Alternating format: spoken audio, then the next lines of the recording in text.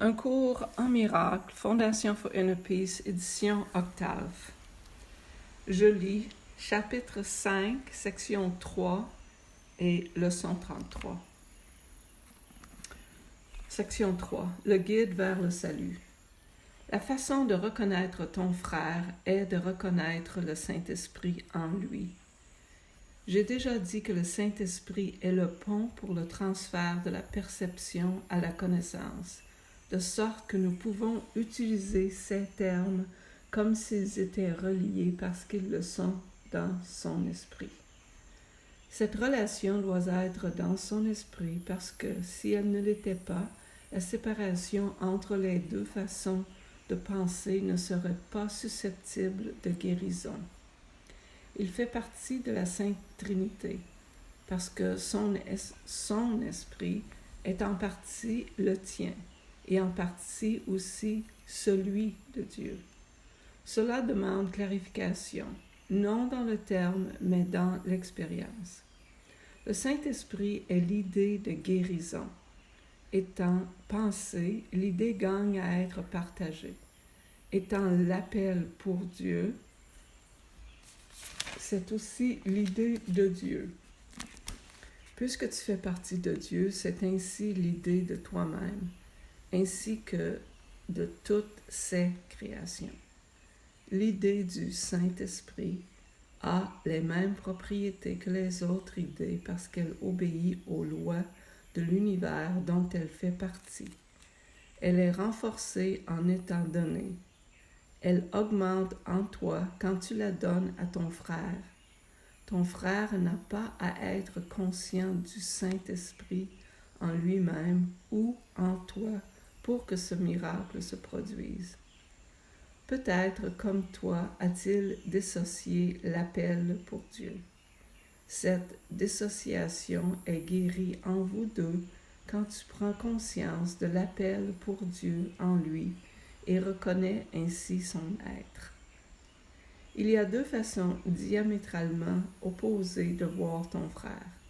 Les deux doivent être dans ton esprit parce que tu es celui qui voit, qui perçoit. Elles doivent aussi être dans le sien parce que c'est lui que tu perçois. Vois-le par le Saint-Esprit dans son esprit et tu le reconnaîtras dans le tien. Ce que tu reconnais en ton frère, tu le reconnais en toi. Et ce que tu partages, tu le renforces. La voix du Saint-Esprit est faible en toi. C'est pourquoi tu dois la partager. Sa force doit d'abord être augmentée avant que tu puisses l'entendre. Il est impossible de l'entendre en toi-même tant qu'elle est si faible dans ton esprit. Elle n'est pas faible en elle-même, mais elle est limitée par ton indésir de l'entendre.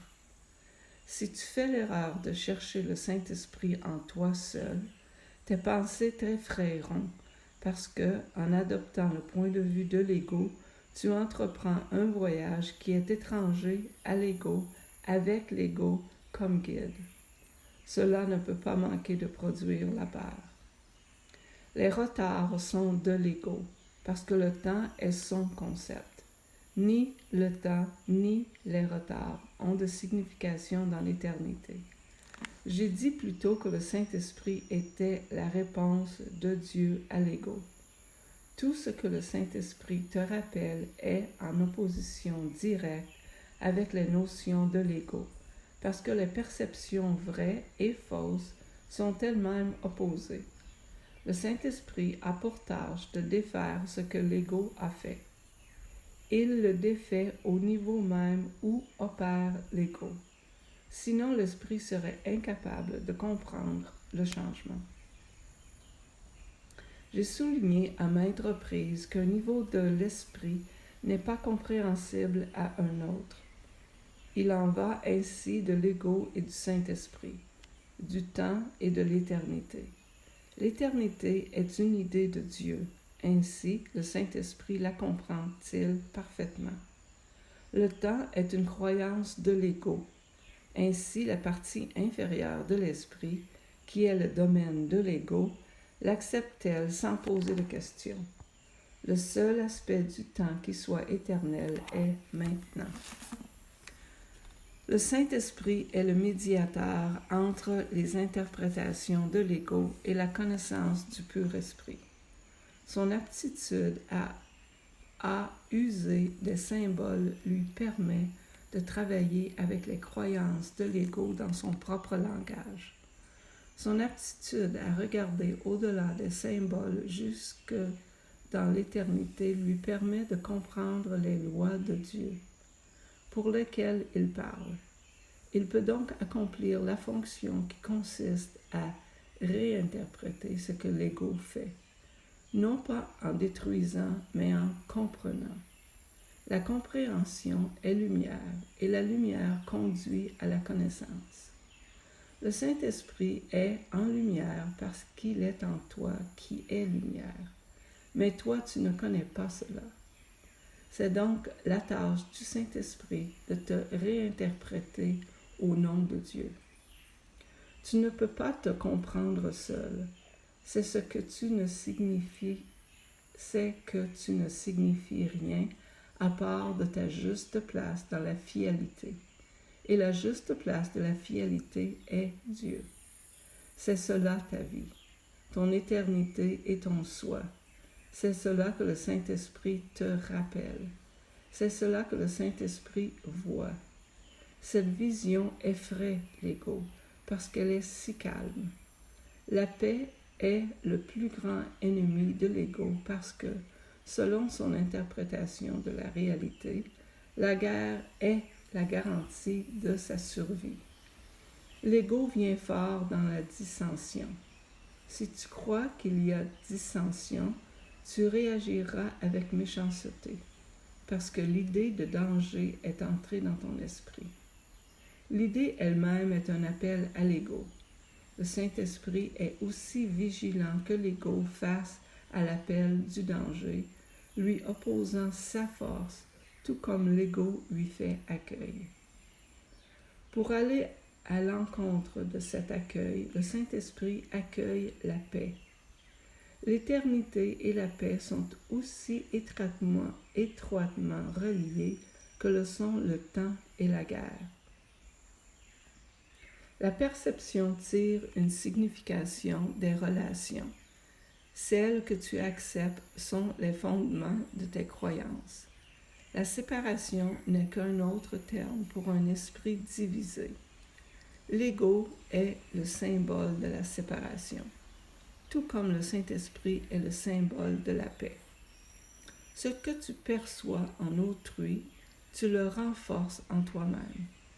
Tu peux laisser ton esprit mal percevoir, mais le Saint-Esprit laisse ton esprit réinterpréter ses propres malperceptions. Le Saint-Esprit est le parfait enseignant. Il utilise seulement ce que ton esprit comprend déjà pour t'enseigner que tu ne le comprends pas.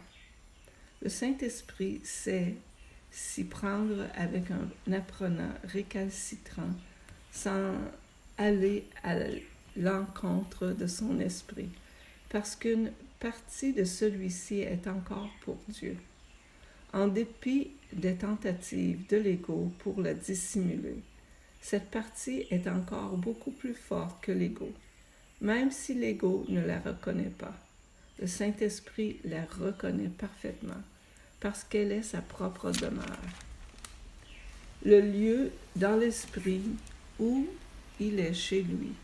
Toi aussi tu es chez toi, tu es là chez toi, parce que c'est un lieu de paix, et la paix est de Dieu.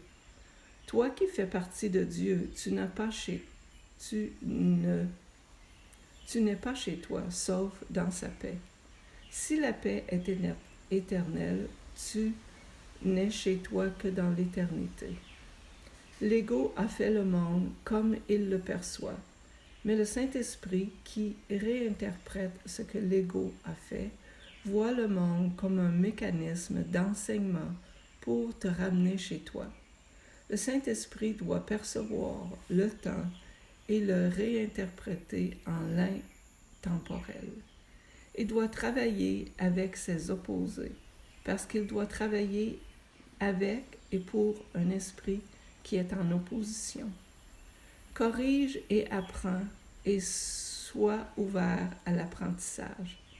Tu n'as pas fait la vérité, mais la vérité peut encore te rendre libre. Regarde comme le Saint-Esprit regarde, comprends comme il comprend. Sa compréhension se retourne vers Dieu en mémoire de moi.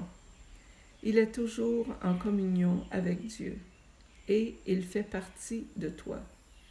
Il est ton guide vers le salut parce qu'il tient la mémoire des choses passées et à venir et les amène au présent. Il tient doucement cette joie dans ton esprit, te demandant seulement de l'augmenter en son nom, en la partageant enfin, augmenter sa joie en toi. Et maintenant, leçon 33. Il y a une autre façon de regarder le monde. L'idée d'aujourd'hui est une tentative pour reconnaître que tu peux changer ta perception du monde à la fois dans ses aspects extérieurs et intérieurs. 5 bonnes minutes devraient être consacrées aux applications du matin et du soir. Pendant ces périodes d'exercice, l'idée devrait être répétée aussi souvent que possible sans te mettre mal à l'aise, bien qu'il soit essentiel de le faire sans hâte. Inspecte alternativement tes perceptions extérieures et intérieures, mais sans ressentir un changement trop abrupt. Jette simplement un regard désinvolte autour de toi sur le monde que tu perçois comme extérieur à toi. Puis ferme les yeux et passe en revue tes pensées intérieures d'une manière tout aussi désinvolte. Essaie de garder une attitude aussi détachée dans les deux cas et de maintenir ce détachement lorsque tu répètes l'idée dans le courant de la journée. Les périodes d'exercice plus courtes devraient être aussi fréquentes que possible. Les applications concrètes de l'idée d'aujourd'hui devraient aussi être faites immédiatement lorsqu'une situation se présente dans laquelle tu es tenté de te troubler. Pour ces applications, dis « Il y a une autre façon de regarder cela ». Souviens-toi d'appliquer l'idée d'aujourd'hui dès l'instant que tu es conscient d'un bouleversement. Il te sera peut-être nécessaire de prendre 1 minute ou 2 pour t'asseoir calmement et te répéter l'idée plusieurs fois. Cela t'aidera probablement de fermer les yeux pour cette forme d'application. Merci.